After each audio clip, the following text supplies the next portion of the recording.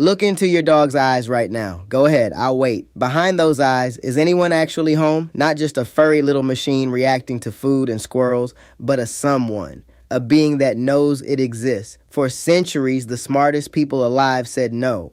They said your dog is basically a biological robot. No inner life, no sense of self, just stimulus and response. They were wrong, and the science that proves it is genuinely stranger than you'd expect. Welcome to dog science.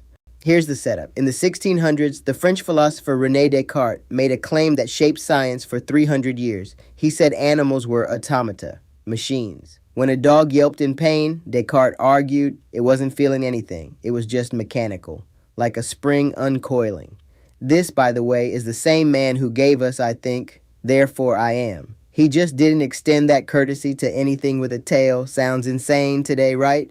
But this idea stuck around well into the 20th century. Serious scientists refused to talk about animal thoughts or feelings at all. It wasn't considered rigorous. If you couldn't measure it, it didn't exist. And to be fair, there's a real problem hiding here. It's called the other mind's problem. I can't actually prove that you're conscious. I just assume it because you're similar to me and you act like I do. But a dog can't tell you what it's thinking, so how could we ever know? For a long time, the answer was, we can't, so we shouldn't ask. But then a few clever scientists figured out how to ask the question in a way a dog could answer, not with words, with behavior, and that changed everything. The first big test of self-awareness is famous. It's called the mirror test. Here's the idea. Put a mark on an animal, a spot of paint it can't feel, somewhere it can only see in a mirror, then show it a mirror. If the animal touches the mark on its own body, it understands something profound. That reflection is me. Humans pass this around 18 months old. Chimpanzees pass, dolphins pass, elephants pass. Even a certain species of fish appears to pass, and dogs fail completely. Your dog will bark at the mirror, look behind it, or just get bored and walk away. I'll be honest, when I first read this, I wasn't surprised. My dog, his name is Thor, which will become funnier as we go, once lost a staring contest with a houseplant. I did not have high hopes for Thor and the mirror. So, case closed, right? Dogs aren't self-aware, not so fast. And here's where it gets interesting, because this is exactly the kind of mistake science has to catch itself making. The mirror test has a massive blind spot. It assumes vision is the most important sense. That's how humans experience the world. We're visual creatures, so we built a visual test. But your dog doesn't live in a world of sight. Your dog lives in a world of smell. A dog's sense of smell is somewhere between 10,000 and 100,000 times more sensitive than yours.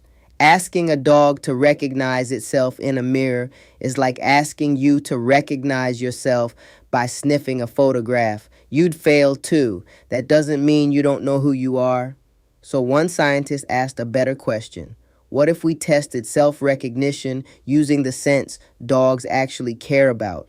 In 2016, a biologist named Roberto Cazzola Gatti proposed a new version of the test built around smell instead of sight. He called it the sniff test of self-recognition. And a year later, a leading dog cognition researcher named Alexandra Horowitz at Barnard College put it to the test with 36 dogs. The logic is beautiful. If a dog has a sense of self, it should recognize its own scent and treat it as less interesting than the scent of another dog. Because we all know our own smell is boring. It's the stranger's scent that grabs attention. So the dogs were presented with containers. Some held the dog's own scent. Others held their own scent, but altered with a new odor, aniseed added to it, a modification of self.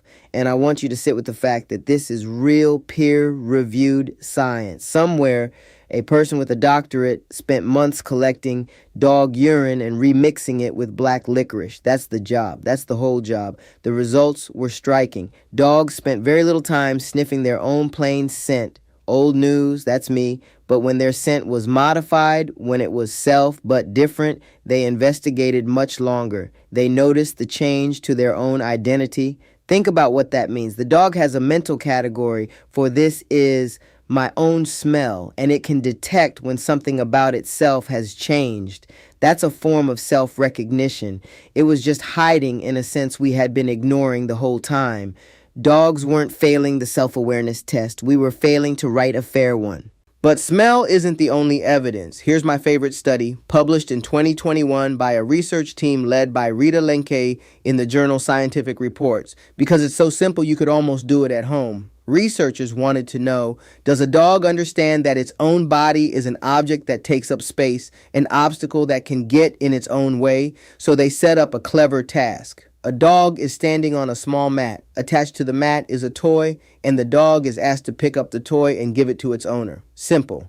But there's a trick. In one version, the toy is attached to the mat the dog is standing on. To lift the toy, the dog first has to get off the mat because its own body weight is holding the toy down, and the dogs figured it out. Across the 32 dogs who completed the task, when their own body was the obstacle, they stepped off the mat far more often and far sooner, quickly, deliberately, to solve the problem. They understood, on some level, my body is a thing. My body is part of this problem. I need to move myself. That's called body awareness, and it's considered a building block of self-awareness, knowing where you end and the rest of the world begins. Naturally, I tried a version of this at home. Thor studied the problem for a moment, lay down directly on top of the toy, and fell asleep. I'm choosing to record that as a draw.